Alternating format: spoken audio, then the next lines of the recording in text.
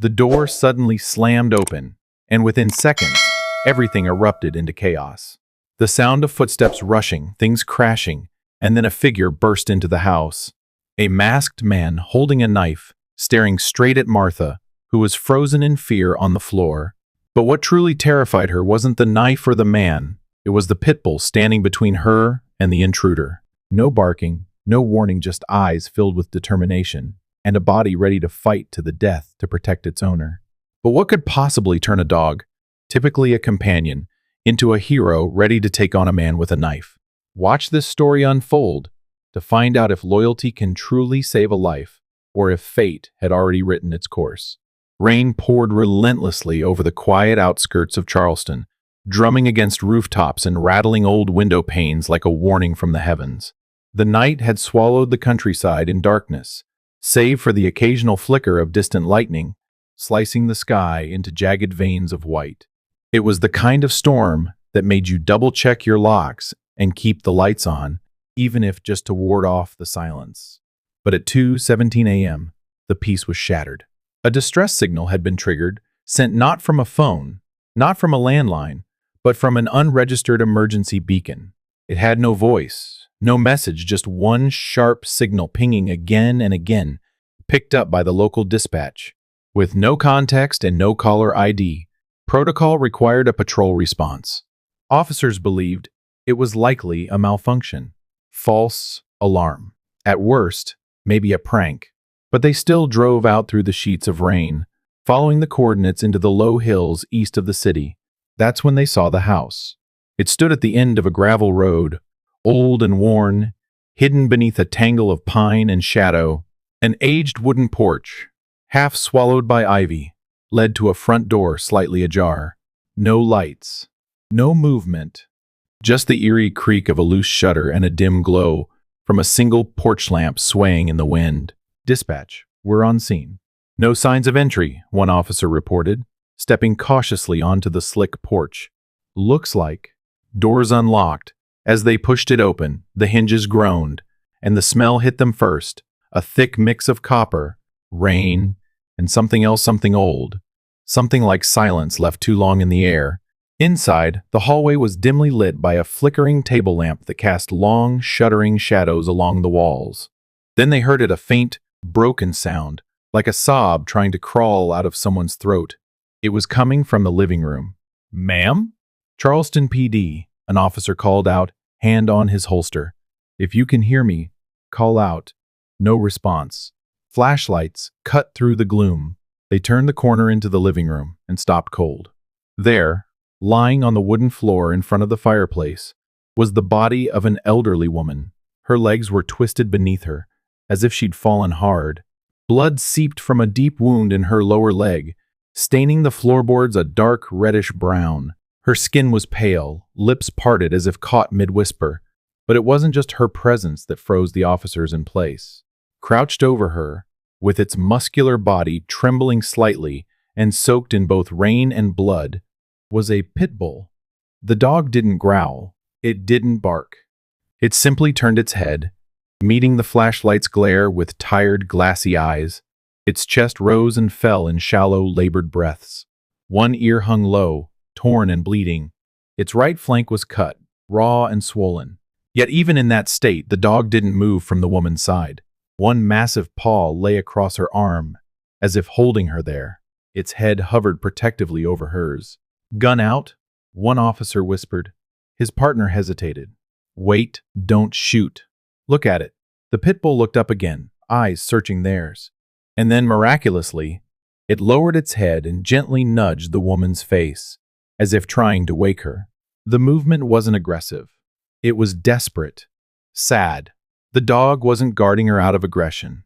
It was guarding her out of love. "Ma'am, can you hear me?" the younger officer asked, stepping cautiously forward, hand still hovering near his weapon. "We're here to help," the woman's lips moved, barely audible. A breath rasped through her lungs. Then a single word escaped, soft as mist. "Frank." The two officers exchanged glances. They didn't know what it meant. One bent beside her, checking her vitals, while the other attempted to secure the dog, but it didn't resist.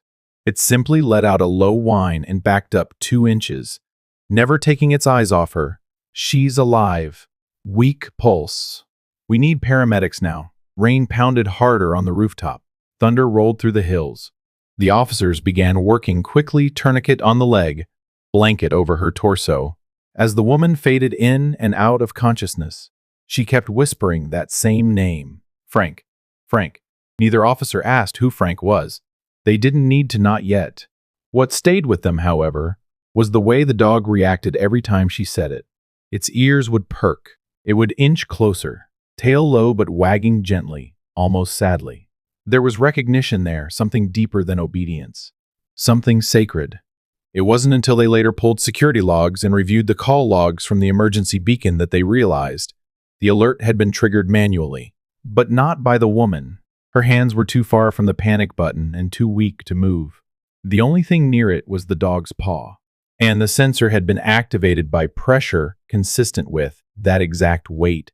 The report didn't make the local papers right away. But within the week, the story began to spread about the Pitbull who saved an old woman's life during a storm, who stayed by her side even as his own wounds bled freely. But it was one detail that puzzled everyone. When she awoke in the hospital, the first name she asked for wasn't the officers, wasn't even the dog's. She asked, "Is Frank okay?" Her husband, Frank Sanders, had passed away over 40 years earlier. But according to Martha, that dog Bruno was the first creature in decades who had ever looked at her the way Frank once did. And that night, when her life bled slowly onto the floor of her home, it wasn't just a dog who lay beside her.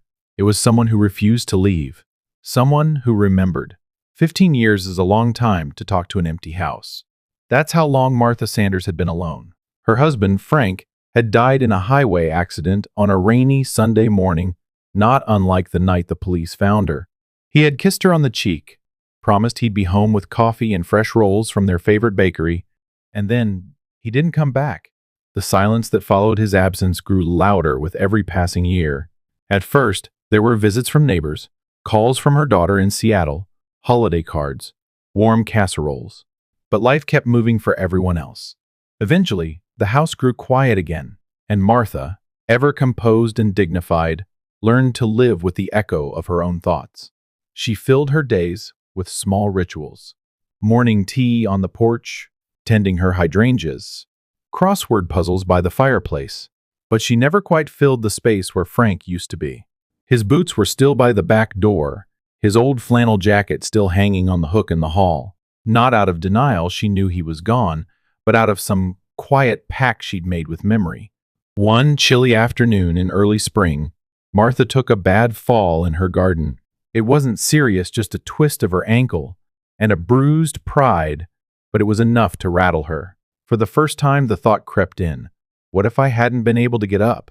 The next day, after a long internal debate over toast and marmalade, she drove herself to the local animal rescue center. Not because she wanted a pet. Not exactly. But because she wanted something, a presence, a reason to speak out loud again. The shelter was noisy. Barking echoed off the walls, creating a sort of chaotic symphony of need. Puppies tumbled over each other in one pen. Older dogs paced or lay listless in others. Volunteers moved from kennel to kennel with buckets and leashes, cheerful and overworked. A young woman at the front desk greeted her with a smile. "Looking to adopt today?" "I don't know," Martha replied honestly. "I just thought I'd take a look." The girl nodded and led her through the rows. Most of the dogs barked or whined for attention, wagging their tails or jumping excitedly. But one didn't move. He was a large, stocky pit bull with a faded brown coat and a white streak down his nose.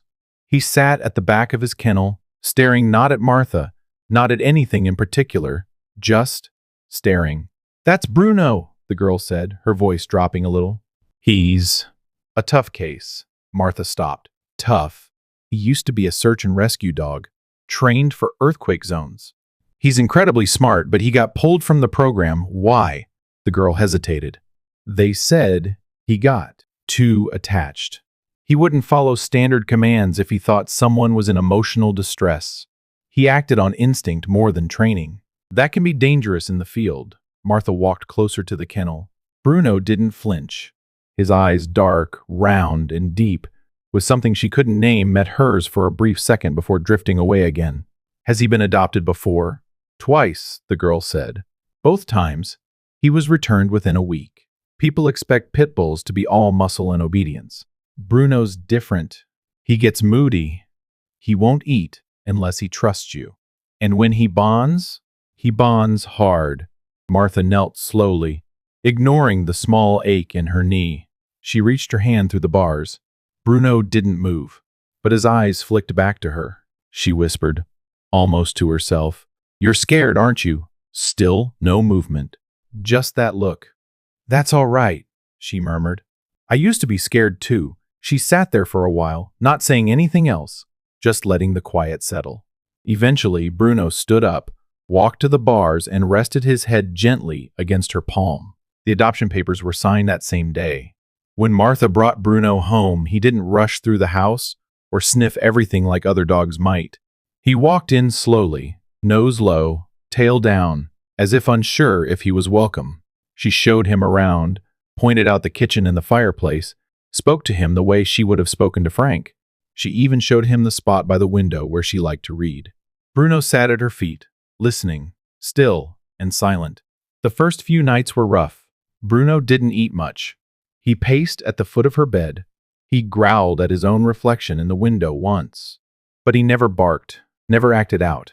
Then, one night, Martha woke up from a nightmare, the same one she had on and off for years, about the moment the state trooper came to her door to tell her Frank was gone. Her breath caught in her chest. She opened her eyes and saw Bruno sitting beside her bed, staring at her with those same dark eyes. He nudged her arm with his nose and let out a low humming sound, almost like a sigh. That was the first night she fell back asleep without the heaviness in her chest.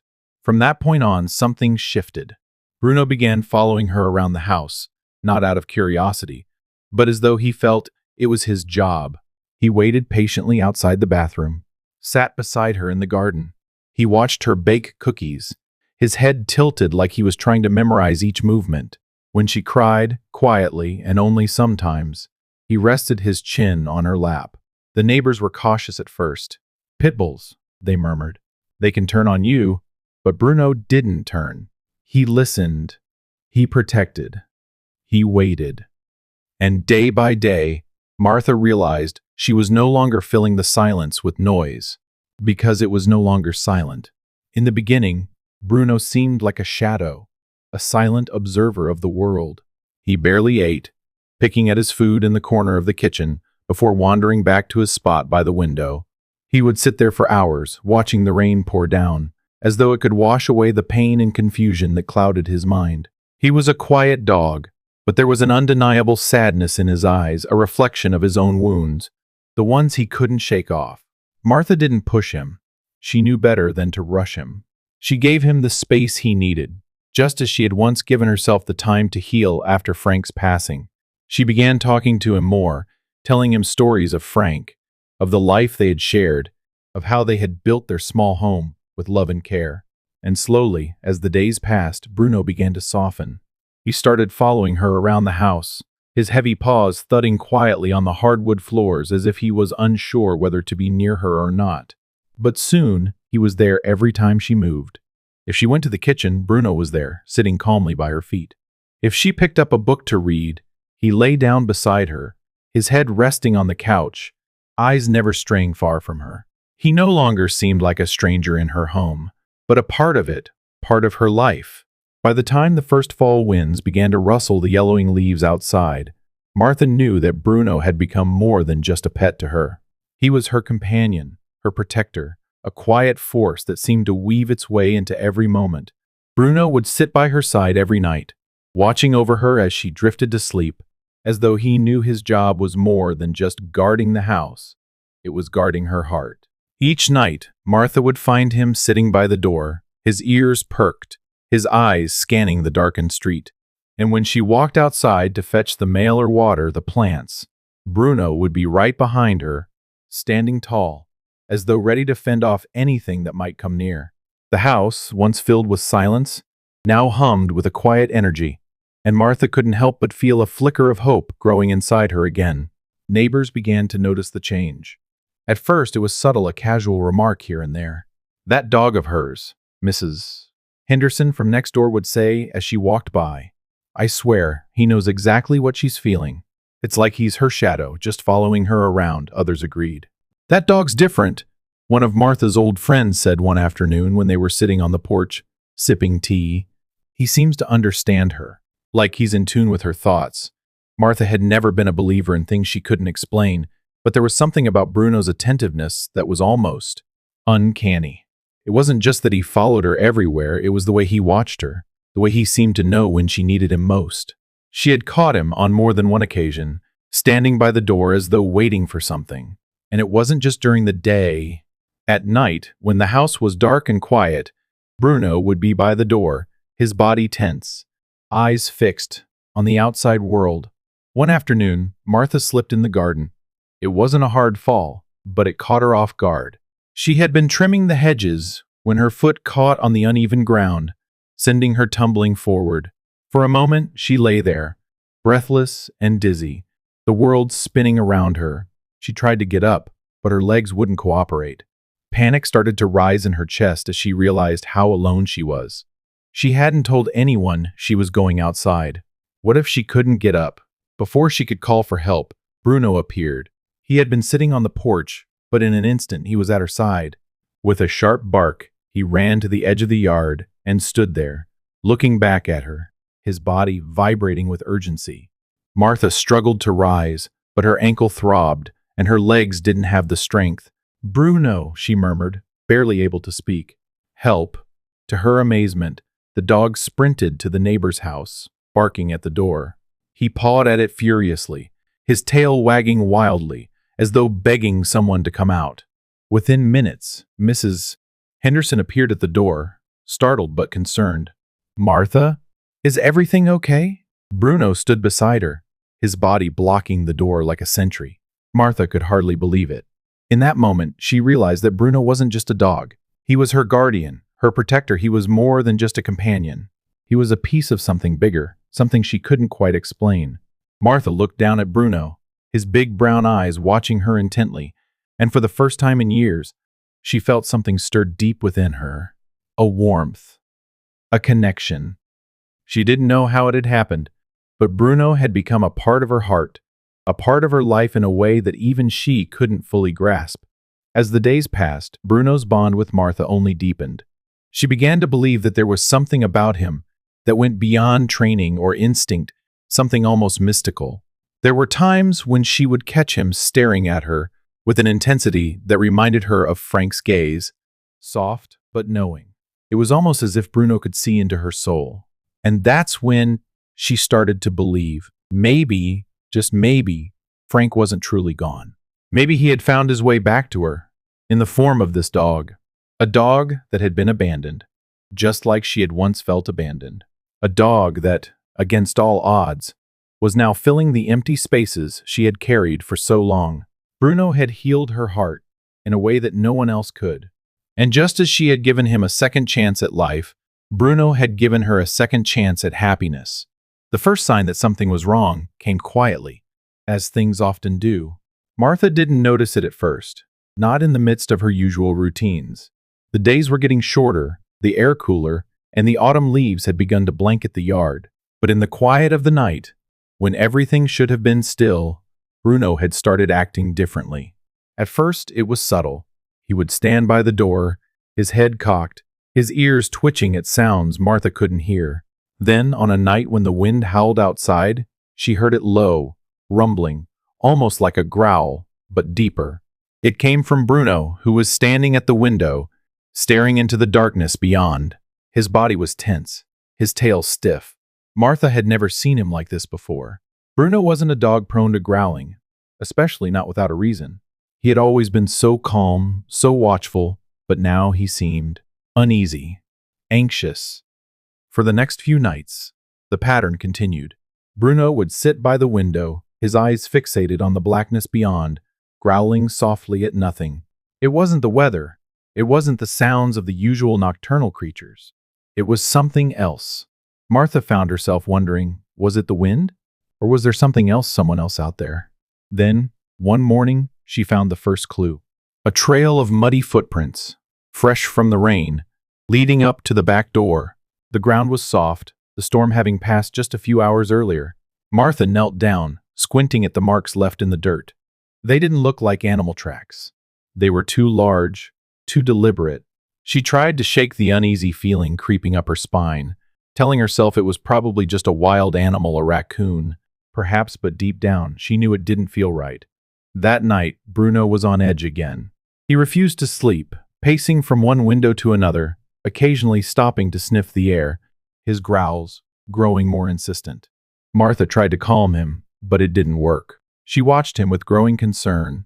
Something wasn't right. Something was out there. Then, it happened. The knock on the door. It was late in the morning, after the sun had risen, but before the day had fully begun. The knock was firm, but not hurried, almost as if the person on the other side knew exactly what they were doing. Martha opened the door, and standing there was a man she didn't recognize, an unfamiliar face framed by a worn cap and a heavy coat. He looked about in his mid-50s, his face lined with age and something else, a kind of guarded weariness that matched Bruno's own. "I'm sorry to bother you," the man said, his voice rough but polite. "I'm an old friend of Frank's. I knew him from back in the day. I've come to look for something. A few mementos from our time together. Something important." Martha's heart skipped a beat at the mention of Frank's name. For a moment, all the air in her lungs seemed to vanish, leaving her breathless. Frank's old friends were few, and most had disappeared years ago, their lives taking them far from this little house. She couldn't remember ever hearing about this man, but there was something about his demeanor that made her hesitate. The feeling of unease she had been trying to push aside bloomed in her chest. Bruno's reaction was instant. He stood in the doorway, blocking the man's entry, his body stiff, his tail raised high but rigid. His eyes, once calm, were now full of suspicion. He growled low in his throat, a warning that Martha had never heard from him before. Bruno's gaze never left the man's face, and Martha could see the shift in Bruno's eyes. Gone was the gentle dog who had slept by her feet. In its place was a dog determined to protect, unwilling to let anyone pass the threshold. The man didn't seem to notice the dog's hostility at first, but when Bruno stepped closer, his growl deepening, the stranger hesitated. He took a half step back, clearly unnerved. "I'm afraid that's not going to be possible," Martha said, her voice shaking slightly, a mix of instinct and the creeping sense that something wasn't right. "I don't think I know you." The man seemed to pick up on her discomfort and offered a strained smile. "I'm sorry, ma'am. I didn't mean to cause trouble. I'll just be on my way." With that, he turned and walked down the porch steps, his footsteps echoing in the empty yard. Martha stood in the doorway, her mind racing. She hadn't invited him in, but why did his presence make her skin crawl? And why had Bruno acted so aggressively? That afternoon, Martha began to notice small, subtle signs that she hadn't seen before, things she had brushed off. The vase in the living room, which had been knocked over, but not shattered. The kitchen window left slightly ajar, when she was certain she'd locked it.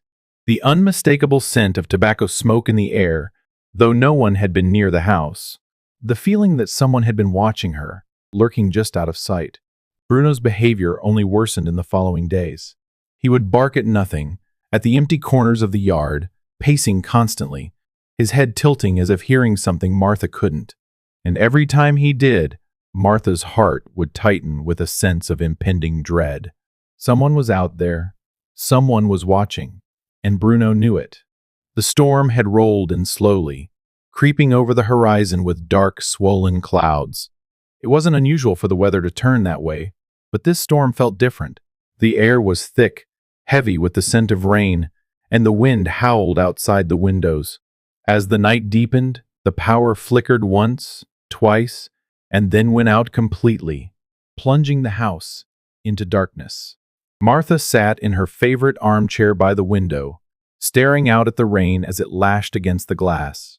She had been reading when the lights went out, and now she was just waiting for the storm to pass. She stood, making her way to the kitchen to grab a candle. Her fingers fumbled in the dark, her breath slow and calm. She had gotten used to the quiet and the solitude over the years, but tonight felt off. Just as she set the candle on the kitchen table, a noise sliced through the air, a loud, sharp bang coming from the back door. Her heart skipped a beat. It was the sound of the door being forced open. The hairs on the back of her neck stood up. It wasn't the wind. It wasn't the storm. Someone was inside. Her pulse quickened as she crept toward the hallway, her breath shallow. Bruno, as if on cue, appeared at her side. His ears were flat against his head, his body tense, his every muscle coiled like a spring ready to snap. He didn't bark. He didn't make a sound. But Martha could feel the danger hanging in the air, just as Bruno could. His eyes met hers, and she knew. Bruno was ready. Before Martha could even think to reach for her phone to call 911, the back door slammed open with a violent crash. A masked figure appeared in the doorway, holding a knife, his steps heavy and quick. Martha gasped, but the man was already inside, rushing toward her. "Stay back!" she shouted, her voice shaking with fear. But the man wasn't interested in her warnings. He lunged forward, pushing her to the ground. The force of his body sent Martha sprawling onto the cold kitchen tiles. Her breath knocked out of her as she landed hard, pain shooting up her spine. But it was Bruno who reacted first. Without hesitation, Bruno sprang into action. His teeth bared, his growl deep and terrifying. The man froze for just a moment, caught off guard by the sudden appearance of the Pitbull.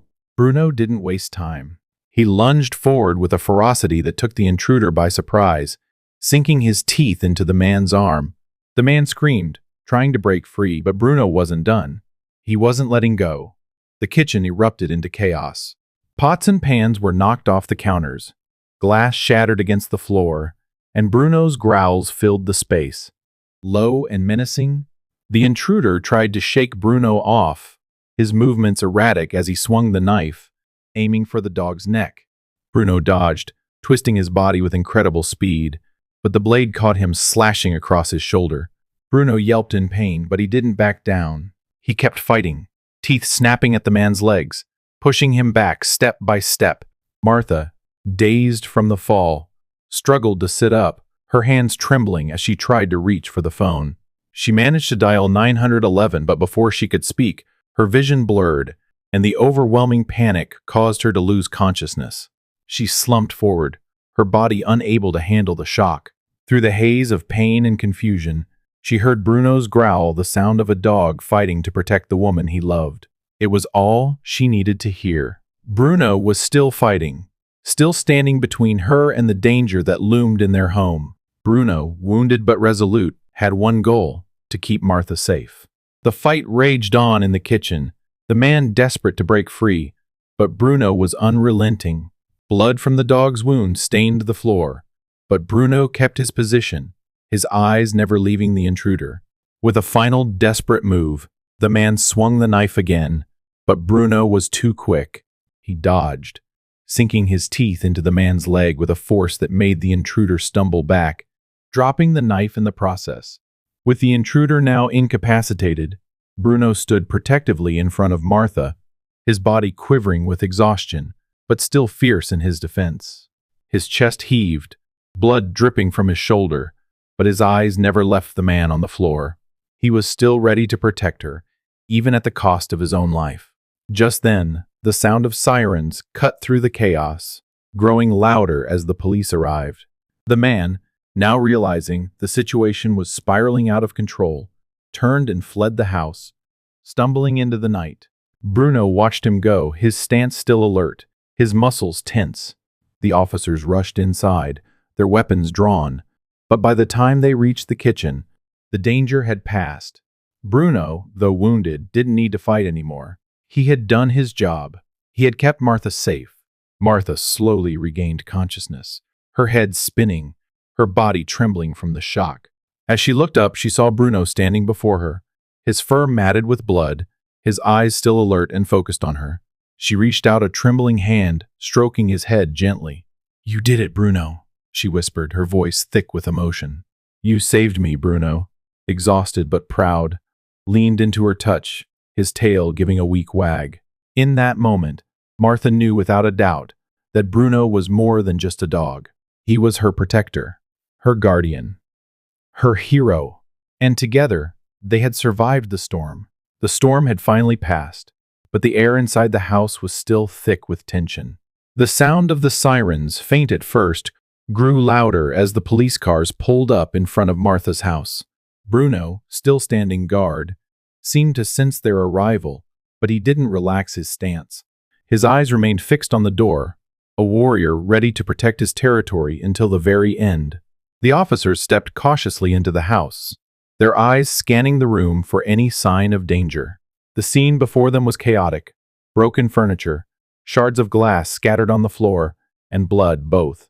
Martha's and Bruno's marking the spots where the intruder had fought back. Martha, still shaken but conscious, sat on the floor, her legs trembling. Bruno, standing beside her, never once took his eyes off the officers as they approached. "Ma'am, are you all right?" one of the officers asked, kneeling beside her. Martha nodded slowly, her voice shaky. "I'm fine. It was Bruno. He saved me." The officer looked at the Pitbull, who still stood at attention, his fur matted with blood. "That's one brave dog you have there." The situation quickly shifted into investigative mode.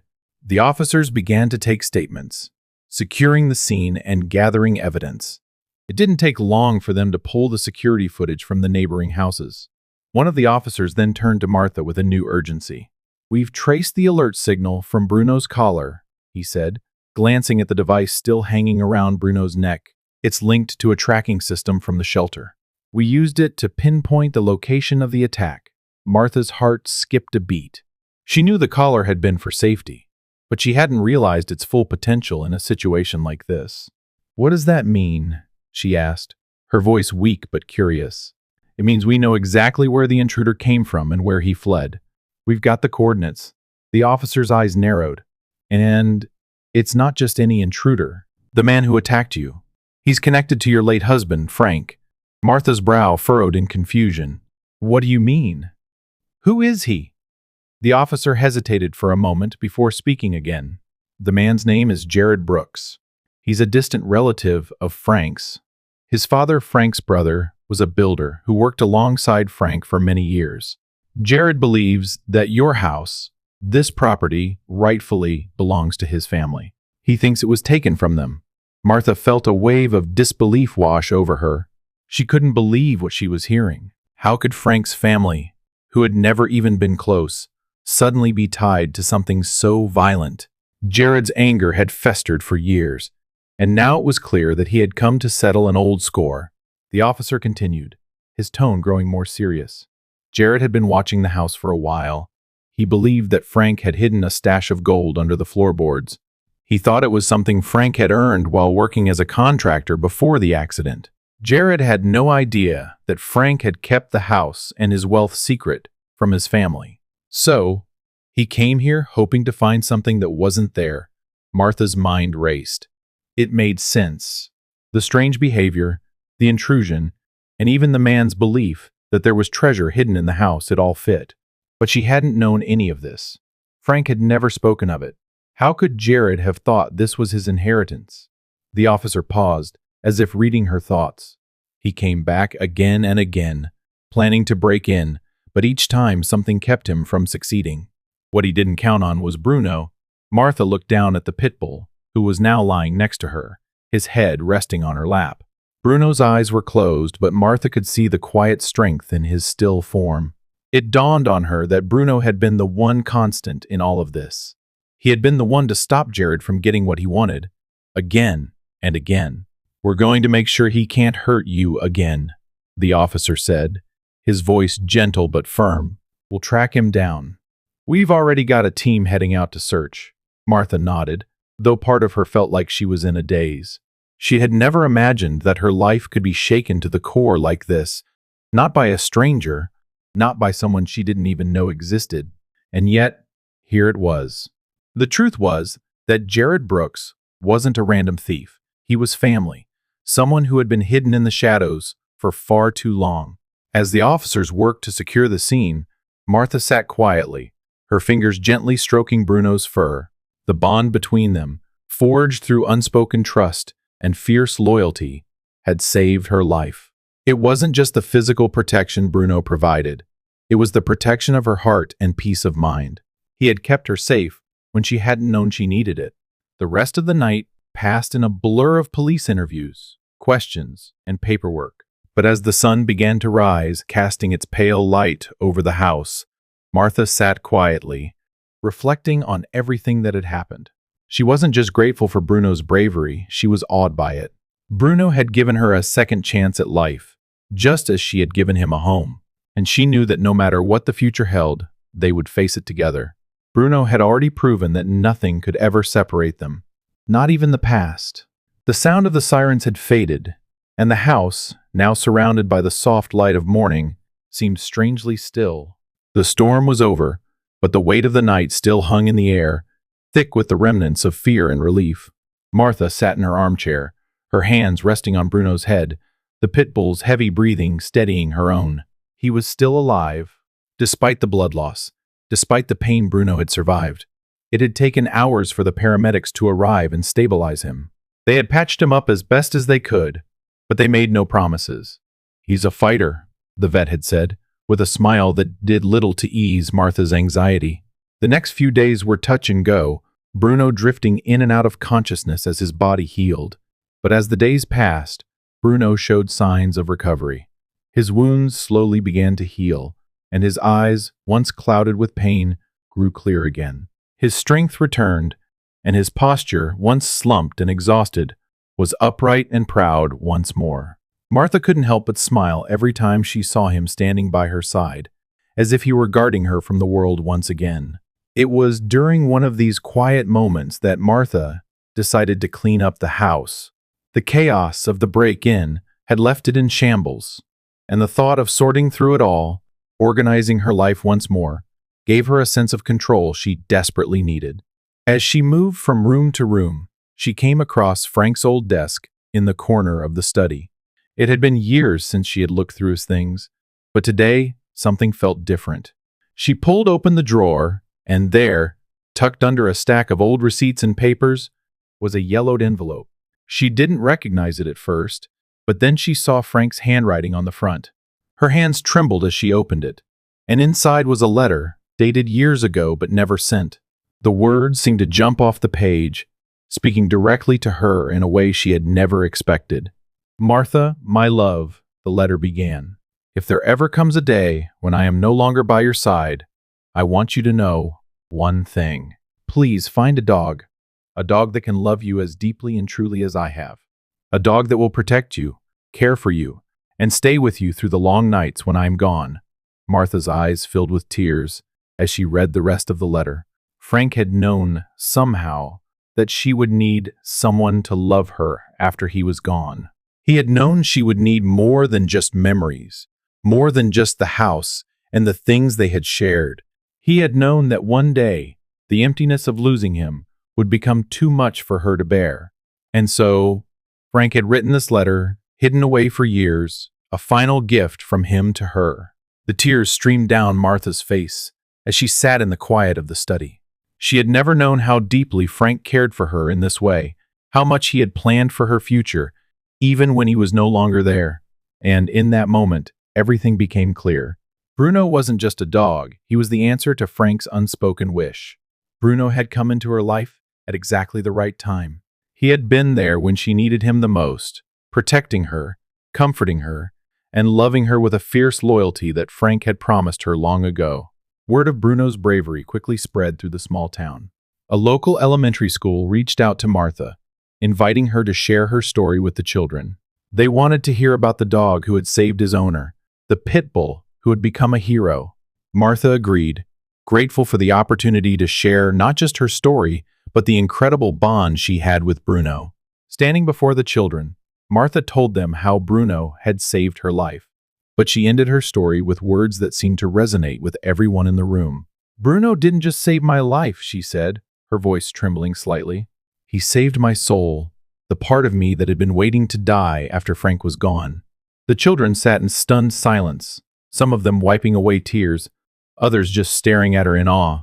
But for Martha, the moment felt like a release. She had carried the weight of grief for so long, and now, thanks to Bruno, she felt lighter, as if the burden had been shared with someone who truly understood. As she left the school that day, Bruno walking proudly by her side, Martha felt a renewed sense of hope. Life had taken unexpected turns, but she knew now that, with Bruno beside her, she would face whatever came next. And no matter what, she would never be alone again.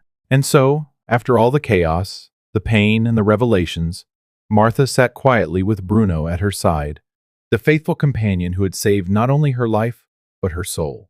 In a world where love can be fleeting and trust is often broken, Bruno's unwavering loyalty proved that there is still something pure, something worth fighting for. "Bruno didn't just save my life," Martha said, tears glistening in her eyes. "He saved my soul." His story isn't just a tale of survival. It's a reminder that sometimes the greatest gifts come when we least expect them. Life might tear us apart, but loyalty, love, and hope can always bring us back together. So, what does loyalty truly mean to you? Leave a comment and share your thoughts. Don't forget to subscribe to the channel for more stories that will inspire you to believe in the good.